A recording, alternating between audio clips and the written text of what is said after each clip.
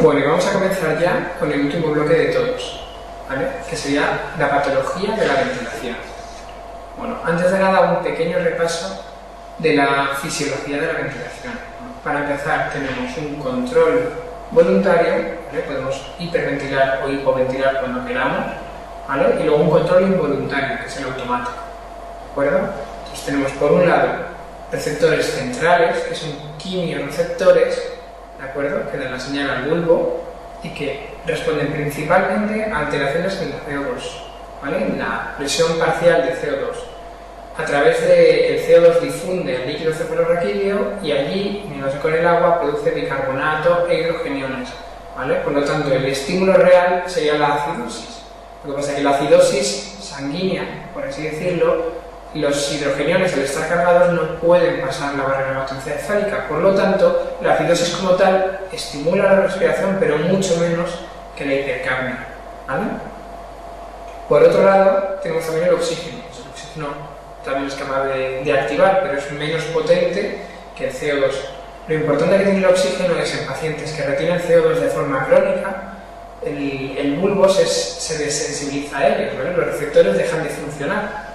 Por lo tanto, el oxígeno pasa a ser el principal estímulo, ¿de acuerdo? Entonces, en pacientes POC o obesos que tienen retención crónica de CO2, hay que tener mucho cuidado con las fracciones con la fracción inspirada de oxígeno que se les pone, con la CO2 que se les pone, ¿de acuerdo? Porque si es muy alta, podemos hacer que hipoventilen, ¿vale? O que tengan encefalopatía hipercápnica, ¿de acuerdo? Así que mucho cuidado con eso. Luego hay los receptores periféricos, pueden ser quimiorreceptores que responden principalmente al oxígeno, en la carótida, en el bulbo carotídeo, y los mecanoreceptores de las vías respiratorias, ¿vale? Que son de presión, etc. Y bueno, ya por último tenemos el centro neumotáxico, que es menos importante, pero lo que hace está en la protuberancia y lo que hace es que acorta la respiración, ¿de acuerdo? Entonces, si se activa, acorta la respiración y respiramos más rápido, tenemos taquipnea, ¿vale? Así que básicamente con esto nos quedamos el repaso de la regulación de la ventilación.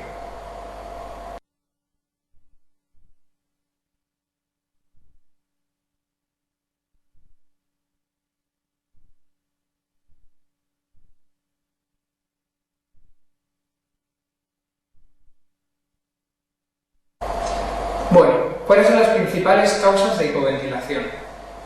Hay que hacer un análisis estratificado, de arriba a abajo. En primer lugar, alteraciones del impulso.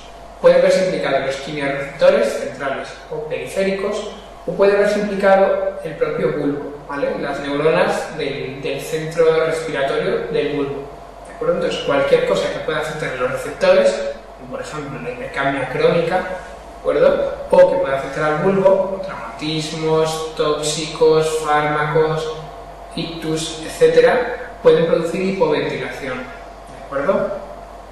En cuanto al siguiente paso sería alteraciones del sistema neuromuscular, ¿vale? Es decir, todo lo que transmite o ejecuta la orden que da el centro respiratorio.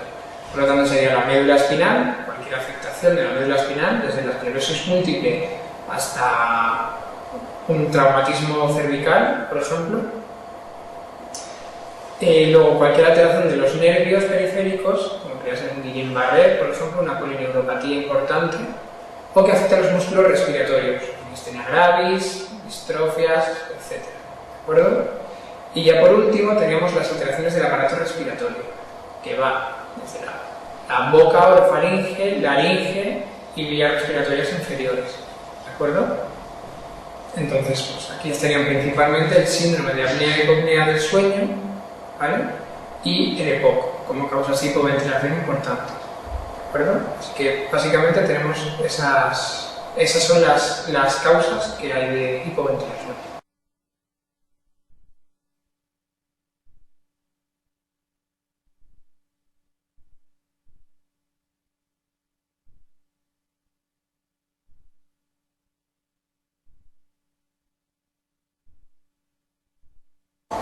Bueno, vamos a hacer la pregunta 122.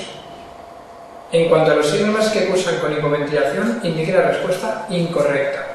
1. El mecanismo subyacente puede afectar a los quimiorreceptores, a las neuronas integrantes del sistema de control metabólico, al aparato neuromuscular o ventilatorio, pared torácica, vías aéreas y pulmones. 2. Los pacientes con defectos a nivel del sistema de control respiratorio metabólico no pueden hiperventilar voluntariamente. 3. En el caso anterior, las mediciones de la resistencia y de la distensibilidad son normales.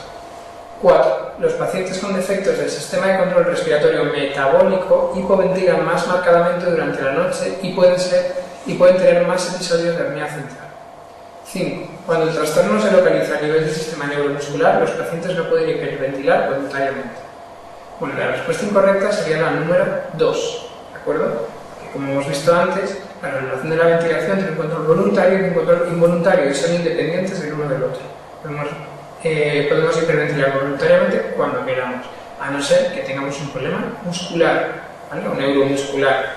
Pero si no, si es un problema metabólico, problema fisiológico o funcional, podríamos hiperventilar sin ningún problema. ¿De acuerdo? La siguiente pregunta es la 123. Uno de los siguientes test diagnósticos no es típico de pacientes con síndrome de hipoventilación debido al defecto del sistema neuromuscular. 1. Tienen una alteración de la respuesta ventilatoria a los estímulos químicos, hipercapnia o hipoxia. 2. No son capaces de hiperventilar voluntariamente, al estar alterado el sistema neuromuscular. Claro, lo es cierto. 3. La presión expiratoria máxima y la presión inspiratoria máxima no se alteran. 4. Los volúmenes de flujos generados no son normales. 5. El gradiente alveolar arterial de oxígeno está conservado. Bueno, pues la respuesta incorrecta, la respuesta que no es típica de alteraciones neuromusculares sería la 3, ¿vale? Porque sí se alteran, ¿de acuerdo? Es casi la definición. La 4 es cierta, porque como el sistema neuromuscular se altera, pues, lógicamente los volúmenes y los flujos también. Y la 5 también es cierta, porque no afecta, no es patología pulmonar, no hay ninguna alteración de la relación ventilación-perfusión, ¿de acuerdo? Porque afecta de forma homogénea todo el pulmón, ¿vale? Entonces, si hay hipoxia por hipoventilación, habría vasoconstricción homogénea en todos los pulmones, ¿de acuerdo? Entonces no habría alteración de la relación ventilación-perfusión. Por lo tanto, el gradiente alveolar arterial sería normal.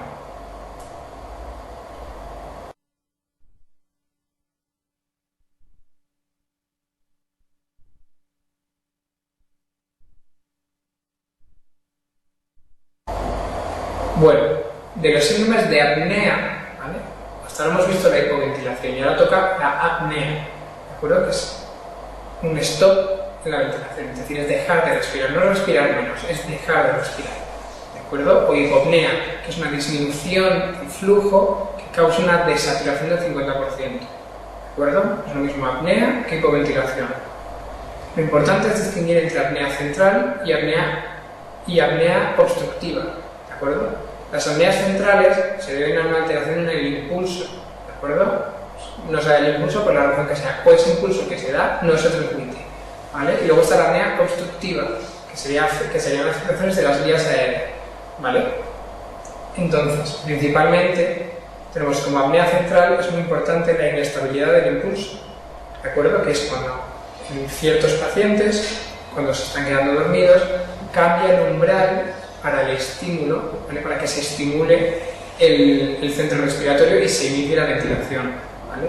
Pero aún no se ha alcanzado la CO2 suficiente como para activarlo.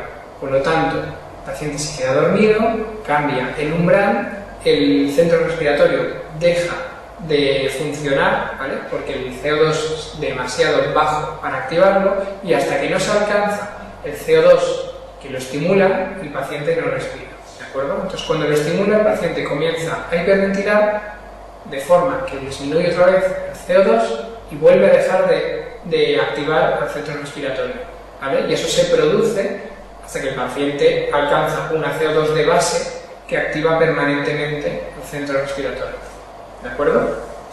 Entonces, eso es lo que se llama la inestabilidad del impulso, ¿vale? Y luego, por otro lado, tenemos ya las apneas obstructivas del sueño, ¿vale? Que tienen un desencadenante anatómico, suelen ser pacientes obesos, con cuello corto, con macroglosia, con la faringe estrecha, ¿de acuerdo? que además tiene una disminución del tono muscular en la laringe, la faringe, sobre todo es faringe, a nivel de orofaringe, ¿vale? que favorece el colapso de la vía aérea durante la inspiración, ¿de acuerdo? Entonces, ¿cuál va a ser la clínica de estos pacientes? Pues el paciente se duerme, generalmente suelen ser roncadores, ¿vale? Y en un momento determinado se cierra la faringe, ¿vale? Al inspirar se cierra la faringe, por lo tanto el sistema nervioso central se da cuenta y lanza un estímulo, ¿vale? Y como esto ocurre varias veces durante la noche, al final el cerebro no consigue descansar, ¿vale? Por lo tanto alcanza un nivel, un estado que se llama arousal, ¿vale? Que es un mini despertar para activar esa respiración, ¿vale? Y luego el paciente vuelve a quedarse dormido otra vez, de forma que es un sueño superficial y al día siguiente el paciente comienza con cefalea matutina, con somnolencia diurna extrema, ¿vale? Se quedan dormidos casi hablando, se quedan dormidos en la sala de espera o incluso conduciendo, ¿de acuerdo? Entonces es bastante porque además esto afecta lógicamente a la capacidad de memorización, de concentración, etc. O sea que limita bastante la funcionalidad del paciente, ¿vale? Esto es lo que más se nota, por lo que consulta a los pacientes, ¿de acuerdo? Pero luego hay que tener en cuenta que una hipoventilación mantenida aumenta el CO2, ¿vale? Entonces, ese CO2, como está aumentado durante las noches, al final acaba desensibilizando el centro respiratorio y se produce una hipercapnia crónica. Esa hipercapnia crónica va a favorecer que el principal estímulo sea el oxígeno, ¿de acuerdo? Pero claro, para ello tiene que haber hipoxia, ¿vale? Entonces, una hipercapnia crónica con hipoxemia crónica, ¿vale? Favorece, por un lado, la aparición de poliglobulia por aumento de la EPO, ¿vale? De vasoconstricción pulmonar y con ello hipertensión pulmonar a largo plazo, ¿de acuerdo? Así que hay que tener mucho cuidado, porque la alteración de los gases por la noche conlleva una alteración de los gases por el día, ¿vale? Porque se cronifica al desensibilizarse el centro respiratorio, y la alteración de los gases durante el día favorece la poliglobulia y la hipertensión pulmonar. Así que al final, esta enfermedad, que al principio parece que solo es un problema de síntomas, acaba produciendo una enfermedad mortal, que es la hipertensión pulmonar. O sea que es potencialmente muy grave, ¿de acuerdo? Y luego durante el episodio de apnea, puede haber arritmias, aumento de la presión arterial, etc. Pero eso ya es secundario. Pero lo importante es las alteraciones a largo plazo.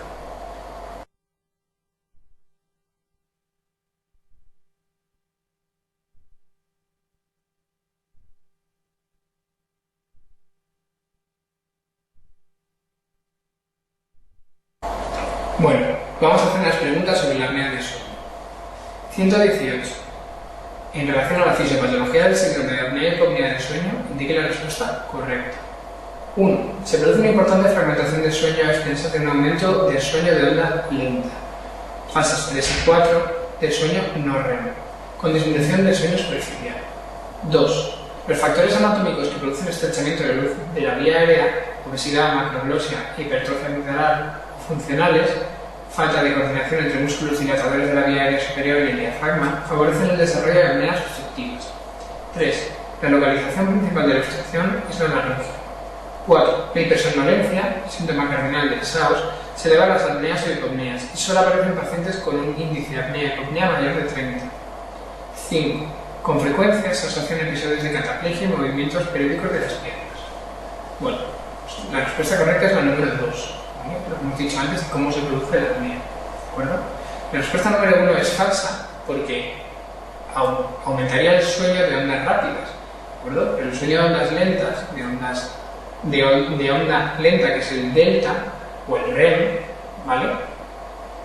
Estarían disminuidos, de forma que aumenta el sueño de onda rápida, que sería en fase alfa o incluso teta, ¿vale?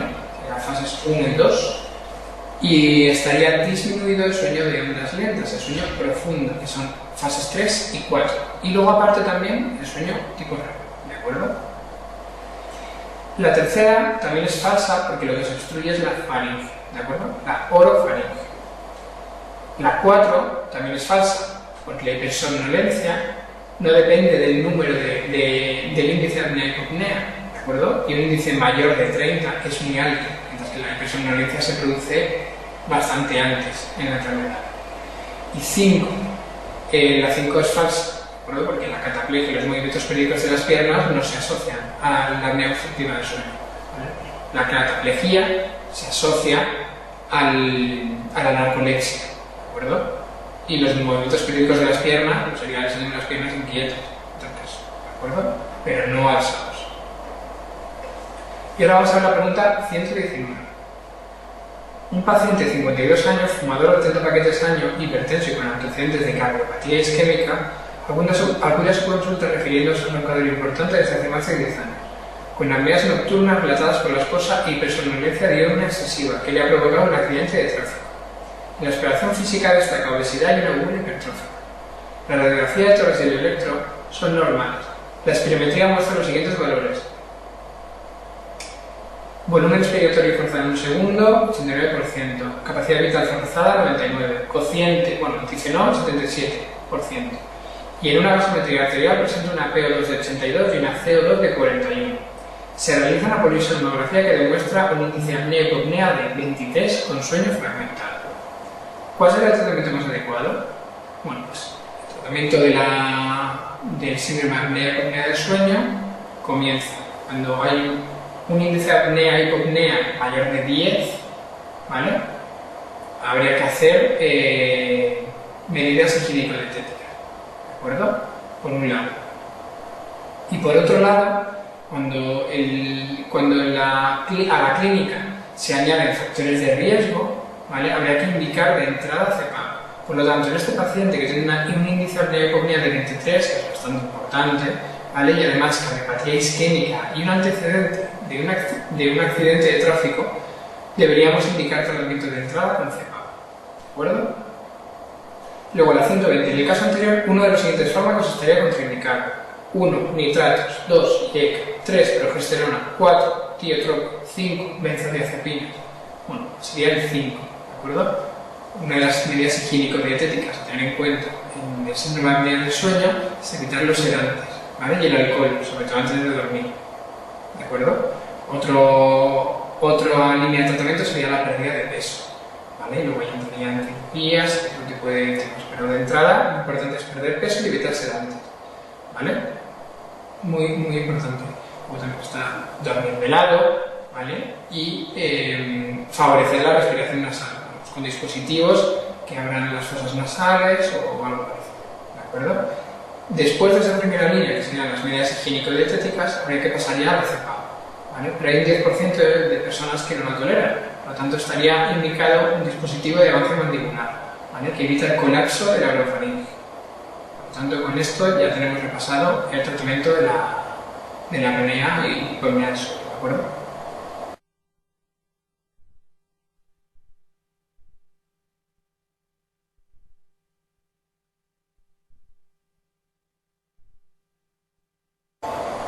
Bueno, ya para terminar vamos a hacer la pregunta 119.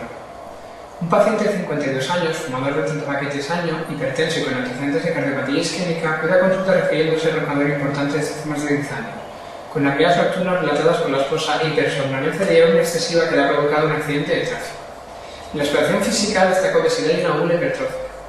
La radiografía de tórax y el electro son normales. La espirometría muestra los siguientes valores. Un volumen respiratorio forzado en un segundo, 89%, capacidad vital forzada 99% y ticinol 77%. Y una gasometría arterial presenta una PO2 de 82 y una PCO2 de 41. Se realiza una polisomnografía que demuestra un índice de apnea-hipopnea de 23 con sueño fragmentado. ¿Cuál sería el tratamiento más adecuado? Bueno, este paciente que tiene un índice de apnea-hipopnea mayor de 10, ¿vale? Mayor de 5, ya estaría indicado el tratamiento, ¿de acuerdo? En principio,